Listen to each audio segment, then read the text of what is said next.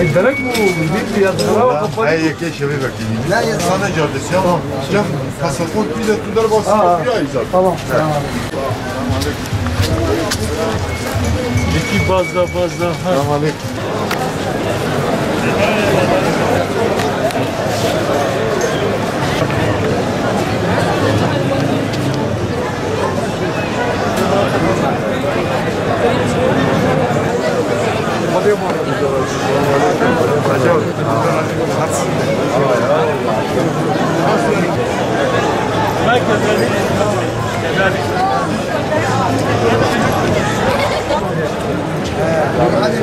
Jek ancak her غريب هنا قبول مطلوبات هذه جلسة السلام عليكم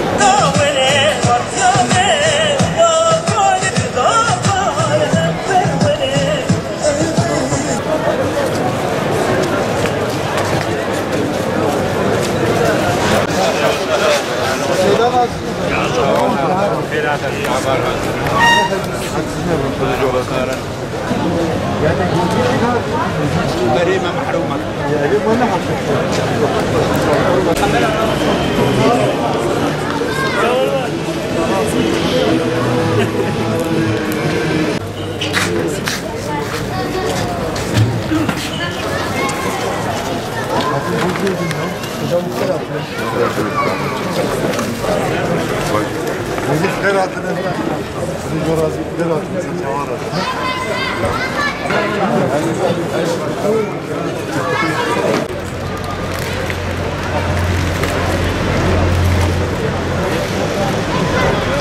Bugün de seçim çalışmaları kapsamında Yeşilli ilçemizdeydik. Yeşilli temsilcimiz ile birlikte ve oradaki partimizin üye ve gönüldaşlarıyla esnaflarımızı ziyaret ettik. Gerçekten Yeşilli'de esnaflar bizi sıcak bir şekilde karşıladılar ve Yeşilli'deki sorun ve sıkıntılarını, hem yerel sorun ve sıkıntılarını hem de genel sorun ve sıkıntılarını bize ilettiler. Bu sorun ve sıkıntılarını gündeme taşıyacağımızı ve sorun ve sıkıntılarının üstesinden gelebilmek için bunu yetkililere ileteceğimizi biz söyledik. Yeşilli'de özellikle halk yol çalışmalarından şikayetçiydi.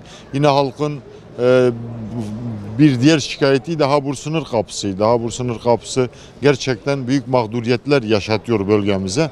Bölge insanının hemen hemen hepsi bundan şikayetçi. Ayrıca işte bu güvenlik soruşturmalarından, mülakatlardan diğer ilçelerde olduğu gibi Yeşilli halkı da şikayetçiydi. Biz de şikayetlerini dinledik. Parti olarak inşallah bu şikayetleri biz raporlaştırıp gündeme taşıyacağız ve daha önce de ifade ettiğimiz gibi mazlumun sesi olacağız. Yani halkın sorun ve şikayetlerini siyasi iktidara iletmeye çalışacağız.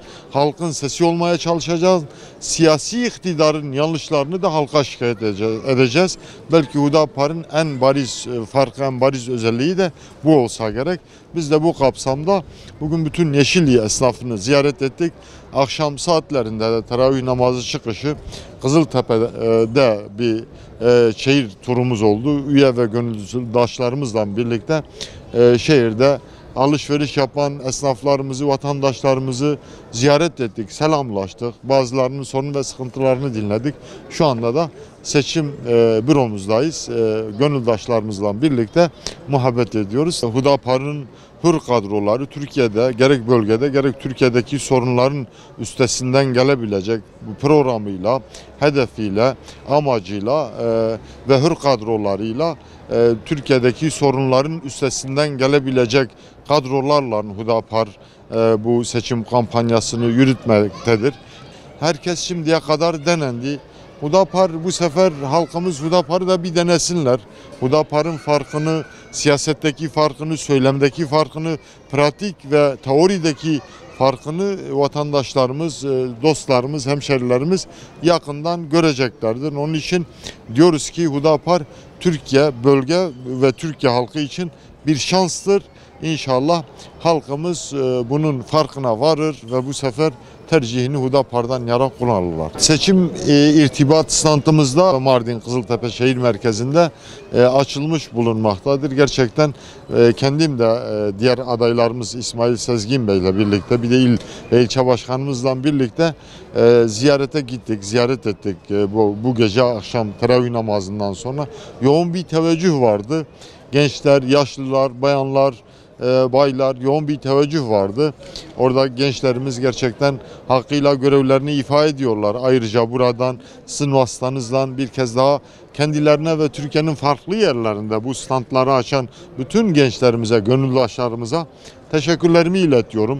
Hudapar'ın farkı bu olsa gerek. Genciyle, yaşlısıyla, bayan, herkes sahadadır. 24 saat tam mesai, genel bir seferberlik ruhuyla Hudapar'ın kadroları var güçleriyle şu anda çalışıyorlar ve inancım odur ki bu çalışmaların semeresi 25 Haziran sabahı görülecektir. 25 Haziran sabahında biz Türkiye halklarına diyoruz ki Türkiye halkına, Türkiye'deki ve hatta Avrupa'daki dostlarımıza, hemşerilerimize, vatandaşlarımıza diyoruz ki 25 Haziran sabahı Türkiye, belki dünya Hudapar'ı konuşacak. Hudapar'ın yükselişini, Hudapar'ın siyasete kazandırdığı yeni söylemleri, ivmeyi hem Türkiye hem de diğer komşu ülkeler konuşacaklardır. Hudapar'ın farkı 25 Haziran sabahı görülecektir Allah'ın izniyle. Seçim büromuz saat hemen hemen